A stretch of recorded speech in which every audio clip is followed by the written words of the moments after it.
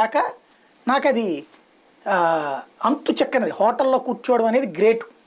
లేదా ఎప్పుడన్నా బంధువులు వచ్చినప్పుడు పార్సిల్ తేవాలంటే హోటల్కి వెళ్ళడం, అది కూడా నా తెలిసిన తర్వాత ఒక 5-10 సార్లు వెళ్ళి ఉంటాను హోటల్కి వెళ్ళి పార్సిల్. ఆ రోజుల్లో అదొక హోటల్కి వెళ్ళడం అంటే చాలా విశేషం. హోటల్లో తినేవాడిని చూసి వాడి స్థాయి వేరు అనుకుని ఫీల్ అయ్యేటువంటి వాడిని. అలాంటిది ఇవాళ హోటల్కి వెళ్ళి నోవాటెల్ హోటల్ కూడా ఆటో డ్రైవర్ కూడా వెళ్ళి కూర్చుని భోజనం చేస్తున్నాడు.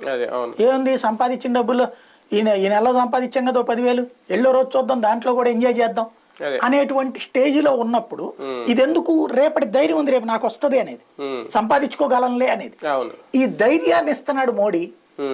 అధైర్యంతో అంటే నీకు పోతావు పోతావు పోతావు అని భయంతో ఉండంటున్నాడు రాహుల్ గాంధీ.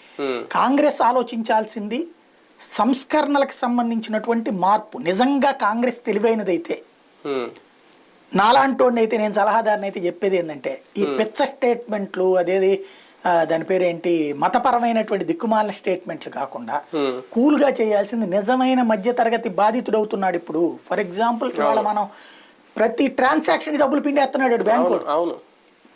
యూపీఐ ట్రాన్సాక్షన్స్ అని పెంచి యూపీఐ ట్రాన్సాక్షన్ కూడా కమిషన్ తినేస్తున్నాడు. అట్లాగే బ్యాంకులో డబ్బులు డ్రా చేయాలంటే కమిషన్,